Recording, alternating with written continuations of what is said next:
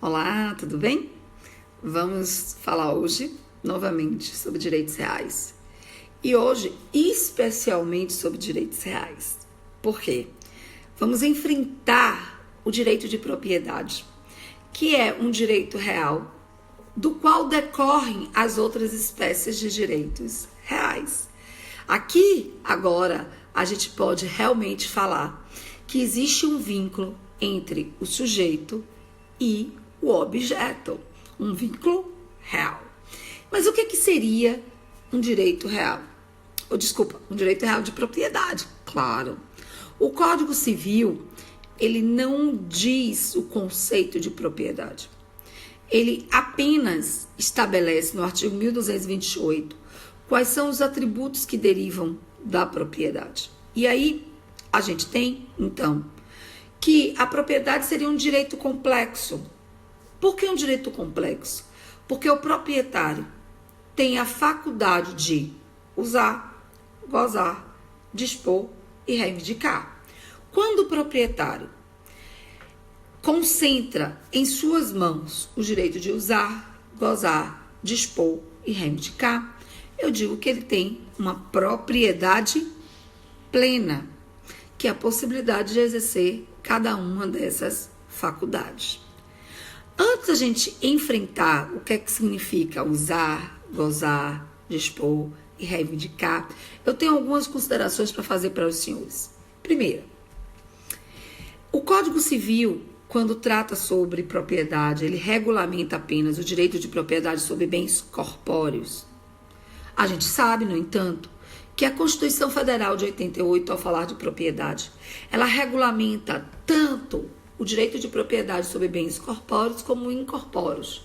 Foi uma opção do legislador de 2002 tratar apenas da propriedade sobre bens corpóreos, porque a propriedade sobre bens imateriais, ela vai ser tratada em leis esparsas, certo? Como, por exemplo, a lei de marcas e patentes. Segunda consideração, qual é o limite da minha propriedade? Quando a gente pensa na propriedade sobre bens imóveis, a gente sabe que o solo é o bem imóvel por sua própria excelência.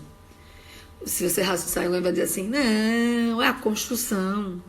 Amores, a construção vai ser incorporada ao solo. Sem o solo, não há construção. Então, o solo é o bem imóvel por excelência. E aí a gente tem que raciocinar, e o Código Civil faz perfeitamente isso, reproduzindo uma limitação que já é prevista na Constituição Federal, no artigo 1229. No artigo 20, é 1229 e 1230 do Código Civil, na Constituição, no artigo 20.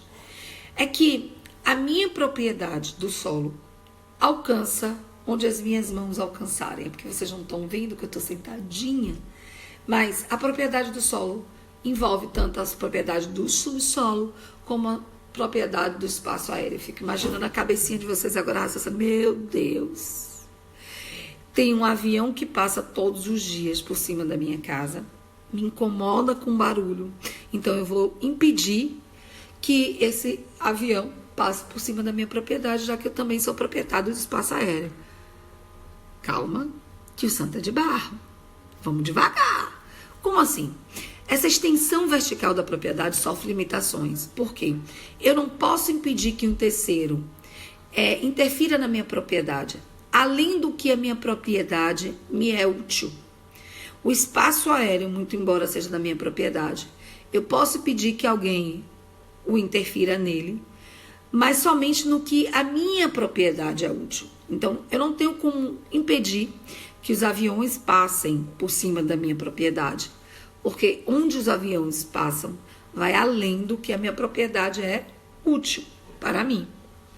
No que diz respeito ao subsolo, a gente não pode esquecer que a Constituição Federal determina que os minérios, as jazidas, os potenciais energéticos, eles são de propriedade da União. Então, muito embora o subsolo seja meu, o que está ali embaixo não é meu. Então, por exemplo, se eu descubro que no subsolo do meu imóvel, tem uma jazida de esmeralda, não significa dizer que eu possa explorar.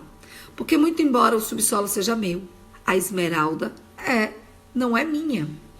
É por isso que quem entende um pouco sobre exploração de minérios, sabe que para você explorar, você tem que ter uma concessão pública para a exploração. E não necessariamente a concessão pública vai ser conferida ao proprietário do imóvel. Para isso vale os royalties, que são os pagamentos para a exploração, para que haja uma indenização pelos danos ao imóvel causado pela exploração feita por um terceiro. Então, se liguem nesse fato. A única exceção que eu possa explorar materiais minerais do meu subsolo é para uso próprio na construção e desde que não haja a transferência para uma terceira pessoa. Então, por exemplo, eu quero, no meu terreno, tem cal. Eu posso usar esse cal na minha construção? Na minha construção, sim. Doar um balde para o meu vizinho? Não. Mas, deem uma lida no artigo 1229 e 1230 do Código Civil, que é bem fácil de compreender se ficou alguma dúvida. Ainda sobre as faculdades, voltando às faculdades do direito de propriedade, a gente tem 3 faculdades. Usar, gozar, dispor e reivindicar. O que é usar? Usar é a faculdade que o proprietário tem de serviço da coisa de acordo com sua destinação econômica. Se eu tenho o direito de usar um carro, eu posso me locomover com o carro. Não é destinação econômica do carro colocar esse bem para aluguel. Então, se eu conferir a Joãozinho o direito de usar o meu carro, ele pode se locomover com o meu carro, mas ele não pode usar, por exemplo, o meu carro para fazer transporte escolar. Sobre o uso, eu tenho uma coisa muito importante para que o senhor fixe na cabeça. O não uso não gera a extinção do direito de propriedade, a não ser quando esse não uso viola a função social. Por exemplo, eu não posso simplesmente não produzir em uma terra rural, porque possa ser que a minha propriedade seja considerada uma terra improdutiva e venha a ser desapropriada. Seria um exemplo de um não uso violando o interesse social sobre aquele bem. Mas fora isso, o não uso não gera a extinção do direito de propriedade. Alguém vai questionar, e a uso capião? Amores, a uso capião não decorre apenas do não uso. Decorre do exercício da posse alheia, aliada à inércia do titulado possessório. Fechou? A segunda faculdade é a faculdade de gozar. E quando você fala a possibilidade de gozar de um bem, de uma coisa, é a possibilidade de explorar economicamente a coisa através da percepção dos frutos e dos produtos. É mais do que usar.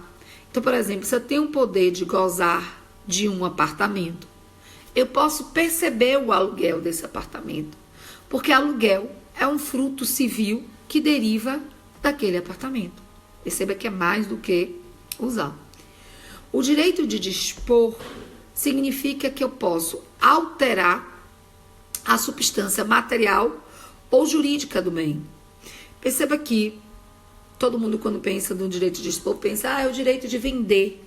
Ok, quando eu estou vendendo, eu estou alterando a substância jurídica do meu bem, né? A titularidade do meu bem. Mas eu posso, por exemplo, pegar o meu carro, levar para a estrada, se aeroporto e tocar fogo? Sim. Qual o problema? Qual seria o direito que me possibilitaria tal conduta? O direito de dispor. Nessa hipótese de tocar fogo num bem, eu não estou dispondo juridicamente de um bem. Eu estou dispondo materialmente de um bem. Certo? E, por fim, é o direito de reivindicar, que decorre do que a gente falou, que é o direito ao juiz persequente, o direito de sequela, que é a possibilidade de afastar a interferência de um terceiro sobre minha coisa. Então, eu posso preventivamente atuar, ou eu posso afastar aquele que inadequadamente está atuando sobre o meu bem. Quando a gente fala sobre a propriedade A propriedade tem 3 características, o direito de propriedade tem 3 características. A exclusividade, a perpetuidade e a elasticidade. A gente pensa na propriedade, mas sobre um bem ou sobre uma fração ideal do bem, só vai incidir uma titularidade sobre aquela fração. Isso é exclusividade. A perpetuidade decorre do fato que o direito de propriedade não se extingue pelo não uso.